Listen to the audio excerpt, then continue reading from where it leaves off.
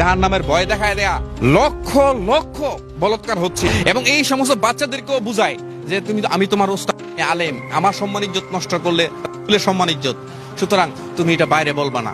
তার বউ হলো সে চাকরি করে নসীন, এখন সে তো মানুষ, তার তো জৈবিক তাড়না আছে। তখন এই জৈবিক তাড়না যখন আসে, উদয় হয়, তখন কিন্তু তার সামনে অপশন কিন্তু হালাল ওয়ে, যেটা আল্লাহর দেওয়া যেই হালাল যেই ফ্লুটা, সেটা কিন্তু নাই। যার ফলে সে এই জৈবিক তাড়নাটাকে অপপ্রয়োগ করতে বাধ্য হয়। তার প্রবৃত্তি যখন জাগে, তখন সে কিন্তু ওই যে স্টুডেন্ট গুলোকে টার্গেট করে সে তাদের সাথে বলাৎকার করতে বাধ্য হয়। কিন্তু আমাদের আলেম ওলামাদের কোনো কঠিন কোনো পরিশ্রম নাই। প্রত্যেকের বাড়ি থেকে গরুর গোশত দিয়ে খাওয়াচ্ছে, ডিম দিচ্ছে, প্রোটিন দিচ্ছে, হাই পাওয়ারের প্রোটিন দিচ্ছে। কেন দিচ্ছে? হুজুরে একবার খাবে। হুজুরে যেহেতু একবার খাবে, তাইলে আমাকে ভালো খাওয়াইতে, ভালো সাপ্লিমেন্ট দিতে হবে। বিদায় সে কিন্তু প্রতিদিন কিন্তু হাই পাওয়ারের প্রোটিন খাচ্ছে। খাওয়ার ফলে কিন্তু এটা কিন্তু নিঃশেষে বিপর্যয় হচ্ছে না, এটা কিন্তু তার উপরে ইম্প্যাক্ট করছে। এই ইম্প্যাক্ট করার ফলেই কিন্তু সে তার ওয়াইফও পাচ্ছে না। এরা যে একটা প্রেক্ষাপটে থাকে, তারা এইরকম পুরুষ শূন্য ক্যাম্পাস থাকতে থাকতে থাকতে থাকতে থাকতে তাদের সাইকো রোগী হয়ে যায়। আল্লাহ কিন্তু আগে পুরুষকে পর্দার কথা বলছেন, পরে কিন্তু মেয়ের কথা বলছেন। এখন পুরুষরা যদি তাদের চোখ কন্ট্রোল না করে, তাদের যে জৈবিক মানে তাদের লজ্জাস্থানে হেফাজত যদি না করে, তাইলে কিন্তু সে কিন্তু ওই নারী না, ওই শিশু বলাৎকার হবে। দর্শক, পত্র পত্রিকা খুললে আমাদের চোখে পড়ছে শিশু বলাৎকার, আজকে এই মাদ্রাসায়, কালকে ওই মসজিদে, এগুলোই কিন্তু আমরা দেখতে পাচ্ছি দর্শক। এবং এই বলাৎকারগুলো কারা করছে আমাদের সকলেরই জানা।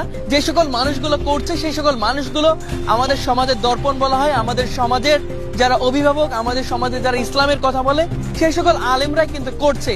দর্শক, একজন শিশু সন্তান, প্রতিটা পরিবারের প্রতিটা বাবা মায়ের স্বপ্ন থাকে তার শিশু আগামীতে হুজুর হবে, আগামীতে কোরআনের কথা বলবে, আগামীতে হাদিসের কথা বলবে। সেই তাড়না থেকেই কিন্তু তার সন্তানকে মাদ্রাসায় বা মসজিদে দিচ্ছে। তবে সেই মাদ্রাসা বা মসজিদের ইমাম বা হুজুরের মাধ্যমে সে বলাৎকারের শিকার হচ্ছে, এটা সমাজের সবচেয়ে বড় একটি অবক্ষয়।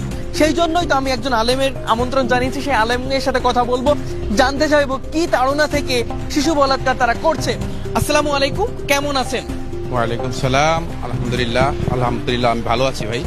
আমি একটু জানতে চাচ্ছি আলেম সাহেব, যে আমাদের সমাজে যে শিশু বলাৎকার হচ্ছে, সেই শিশু বলাৎকার করছেন কিন্তু আমাদের সম্মানিত আলেমরাই। আসলে আলেমদেরকে ছোট করতে চাচ্ছি না, তবে জানতে চাচ্ছি, আপনি যেহেতু একজন আলেম, আপনার আসলে জায়গা থেকে একটু বলবেন কি কারণে আলেমরা এই ধরনের খারাপ কাজে, এই ধরনের জঘন্য কাজে, এই ধরনের পৈশাচিক কাজে আসলে যুক্ত হচ্ছে, একটু আমাদেরকে ক্লিয়ার করবেন।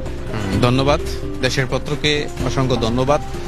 বর্তমান সময়ের একটা গুরুত্বপূর্ণ একটি প্রশ্ন, এটা জনগণের ভিতরেও প্রশ্ন। আমি এক গাড়িতে উঠলাম, গাড়ির এক যাত্রী আমাকে জিজ্ঞাসা করছে যে ভাই কি হচ্ছে, মোবাইল খুললে আপনাদের